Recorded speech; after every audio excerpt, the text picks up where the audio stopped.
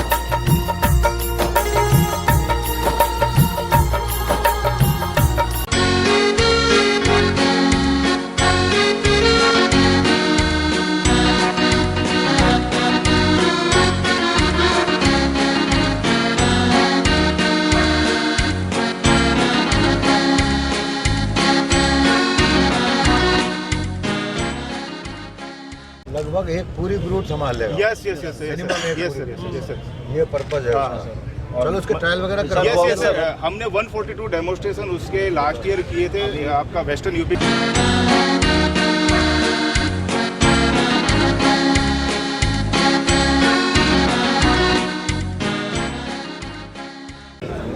सबसे पहले सर हमने ट्राइकोडर्मा किस तरह से मिक्स करते हैं विशोधन के लिए, उसके लिए ट्राइकोडर्मा 4 दिन 5 दिन पहले मिक्स करके उनकी खाद में रखना है। जैसे जब इस तरह का डेवलप हो जाता है ये खेत में डालने के लिए रेडी हो जाता है और इसको फिर खेत की लास्ट जुताई के समय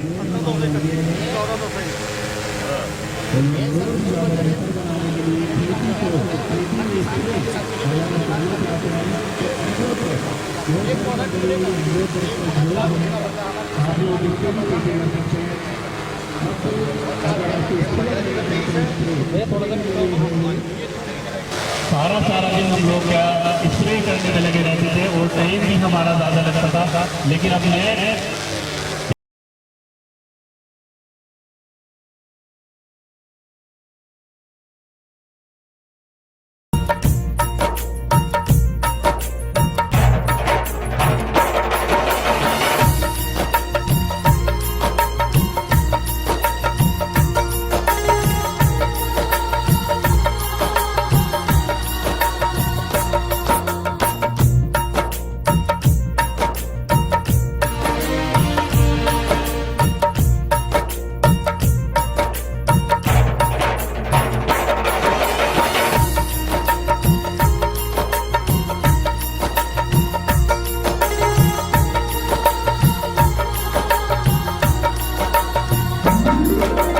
ये प्रोग्राम आपने देखा होगा, इस साल काश्तकारों को बहुत बड़ी समस्या आई कि जब पेड़ी गन्ने की पेराई शुरू हुई तो पता चला खेत में गन्ने की पैदावार अकस्मात बहुत कम आई।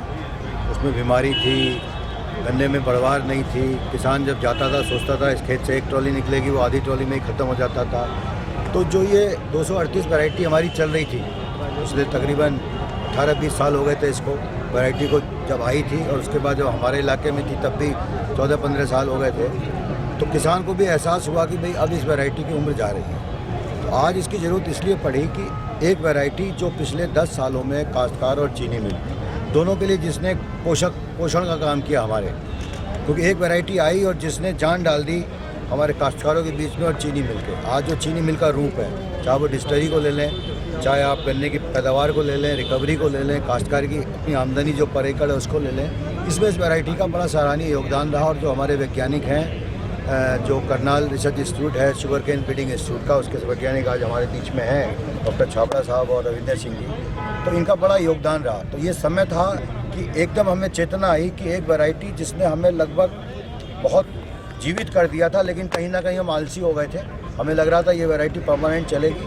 अचानक ये विचार आया कि भाई अब हमें फिर से जागना पड़ेगा।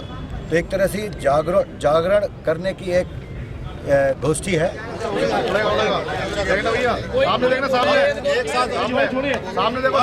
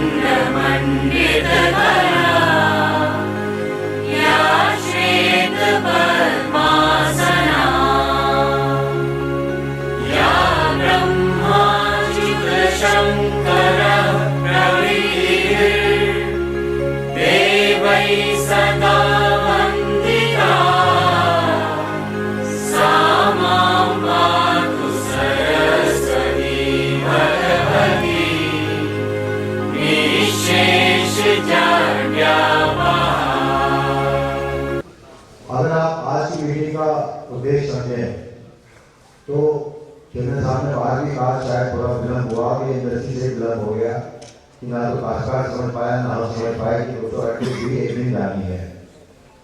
मैं याद करता हूँ जब मैंने 32-33 साल पहले दौराना में अपना सफर शुरू किया था, उस समय 48 जा रही थी। जब मैं छोटा था, गन्ने की खेती गाँव में होती थी, मैं भी गढ़ी जनपद का रहने वाला हूँ, गढ़ी जिले का, तो उस समय 312 जा रही थी।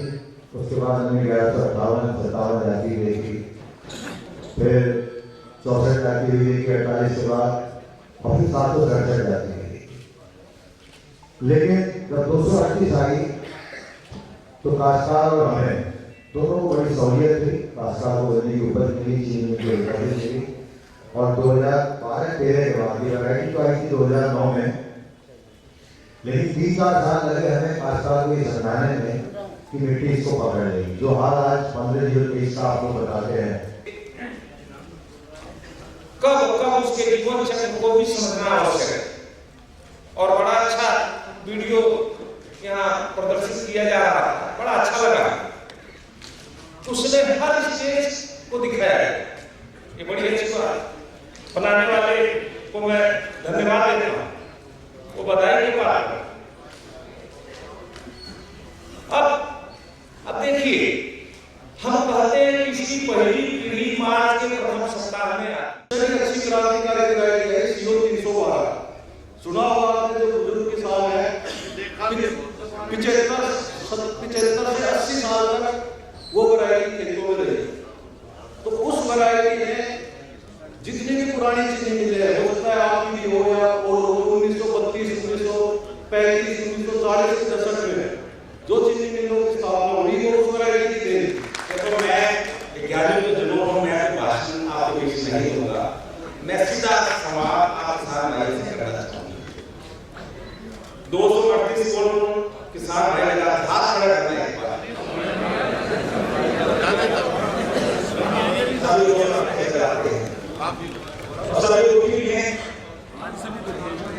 साल से अपनी चीनी मिलों में अपने जनपद में अपने आपके गाँव में मीटिंग लेते हैं। और ये जो विषय है ये अपने आप में बहुत जरूरी विषय है। तो आज हम माफी चाहते हैं, समय का अभाव जरूर है डॉक्टर साहब, लेकिन डॉक्टर साहब आपके बीच में गाँव में आके मीटिंग लेंगे, जगह जगह पर जहाँ बात प्रचार प्रसार करना होगा उसमें करेंगे। लेकिन जो यहाँ उपस्थित लोग हैं उससे मेरी विनती है कि वो जो भी बातें बताई जाएंगी उसको बड़ी गंभीरता से सुने। एकमात्र कार्य है कि ना हम बीज शोधन करते थे, ना भूमि शोधन करते थे। आज महाराष्ट्र में जाइए, कम से कम कृषि तकनीकी के माध्यम में हमसे बहुत इसका भी कोई समाधान जल्दी ही निकल के आएगा। समाधान जरूर, बिल्कुल सही पॉइंट आपने उठाया। हमारे यहाँ है